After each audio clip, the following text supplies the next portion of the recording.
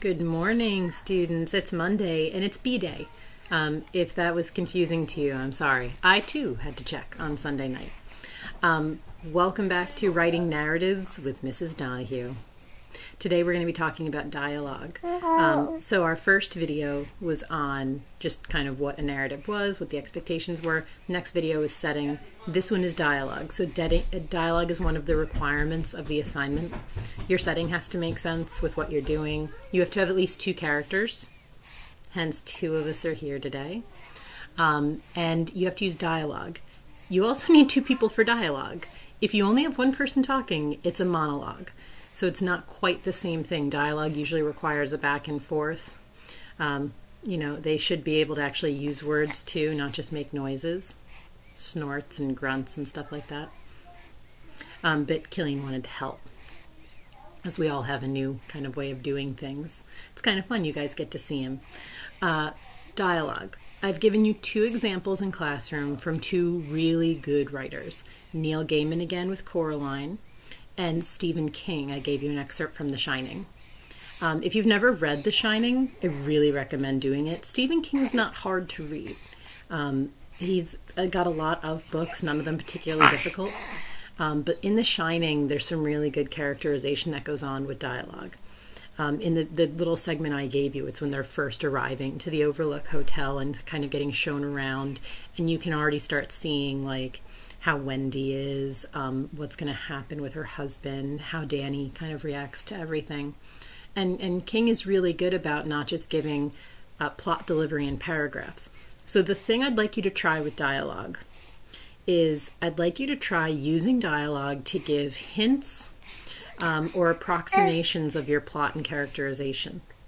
So instead of just having a paragraph that says, like, Wendy is a 36-year-old woman who has like a rough marriage and a son who's a little special, and she's not quite sure how to navigate this as she tries to be supportive to both of them.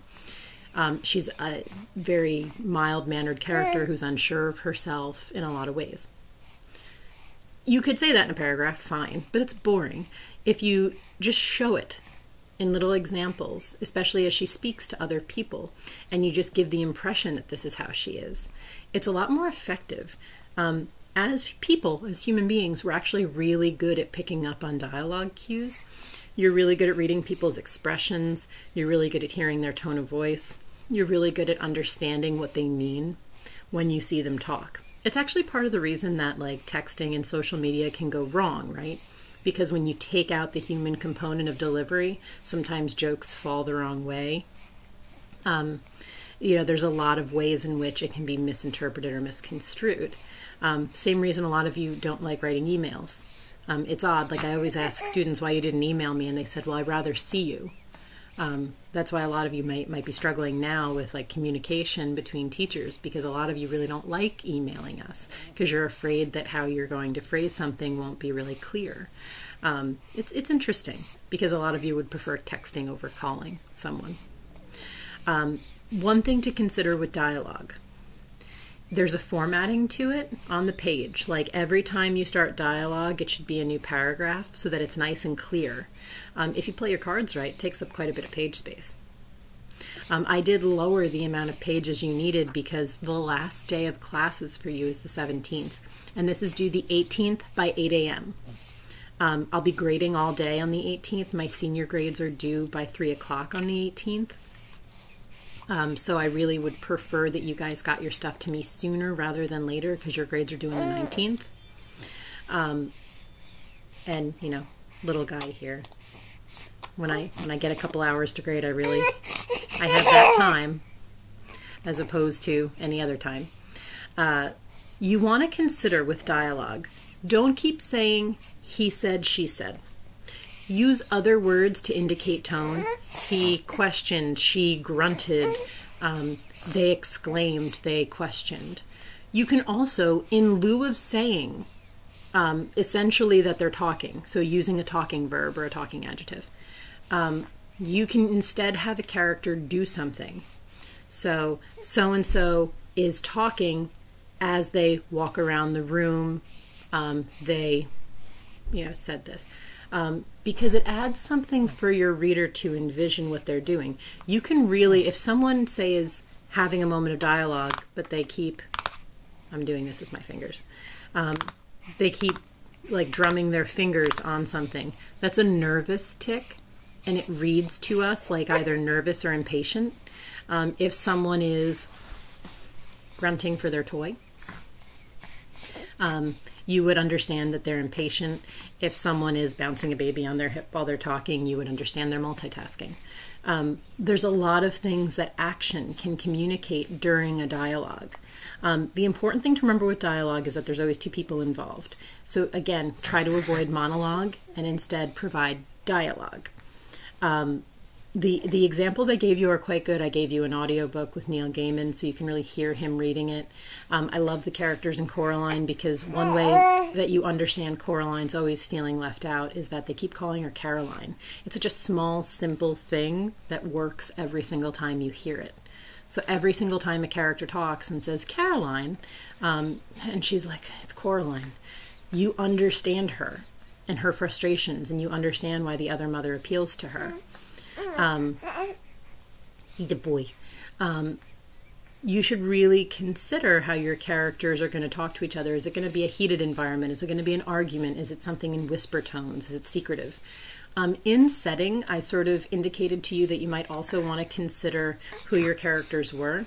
In dialogue, if you're using it as an explanatory element, so you have something to explain in dialogues the way you're doing that, consider who your character is.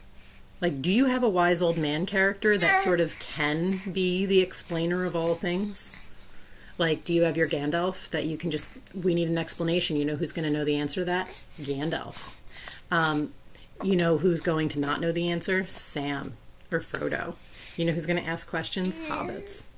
Do you have a question asking character? Because that's often a really helpful thing for readers. Like, if a reader is naturally going to ask, what time is it? What day is it? Where am I? What happened? It's kind of useful to have a character who does the same thing, so that readers can kind of follow that character along and listen to that character's questions, knowing that they're going to be interpreted the same way. J.K. Rowling did this in the Harry Potter series a lot. Like, Harry and Ron were always asking questions. Then you'd have Hermione, who basically was the only person living who ever read Hogwarts of History. So the answers were always in Hogwarts of History. And Hermione was always the reason we knew the answer. And if not Hermione, Dumbledore. It's really a helpful writing strategy. It's not cheating. If you look closely, most people do it. So the boy and I will be here if you need us, if with help today. We will have the Google Meets we've been using. It seems to be working a little better for some of you than Zoom. Although I'm disappointed, because I had a million really nerdy Zoom backgrounds downloaded and ready to go. We will be here if you need us for live assistance. And I also wanted to just take a moment to talk about, in general, what's going on. So your, again, last day of classes is the 17th. Senior grades are due the 18th. Your grades are due the 19th. If you're getting me any late work from either myself or Miss Kiki, please get it to me prior to the 18th so that I actually have time to grade it and get it in. Email me, okay? Tell me where it is, because I don't get alerts from every system when you've submitted something late. I am just sending out emails to guidance and to parents, letting them know if I get your grades right now or not, letting them know if you've participated. So if you change something, like if you get in a late assignment, please, please, please email me to let me know. It's just an organization thing. It's going to make everything a lot easier on all of us if we just kind of clearly communicate whenever we can. That being said, I also want to take a moment and just say the world is definitely a little crazier this week than it was last week. Like last week, tensions were high, and this weekend's been a lot about protesting and people explaining how they feel about different topics. Particularly, let's just face it, this is about Black Lives Matter. This is about showing everybody that we understand their struggles. This is about showing people they feel supported. I want you guys to know that if you need to talk, if you need some extra time, if this narrative needs to become the space that you work out some feelings you have, I'm here for you. I'm here at a distance, but I'm here for you. I have always wanted my students to feel like they could talk to me about anything. So if you have any questions, if you have any comments, if you just need someone to talk to, I'm here for you. So is he, if that helps. And if it doesn't, I'll give him to Grandma. But we love you and we miss you guys, and I wish I could see you all. Let you know how I feel. He actually likes you too. All right, for now, that'll do us. Please look through the dialogue lessons. Do the exit tickets. That's what your grade is based on until narratives are due. See you guys.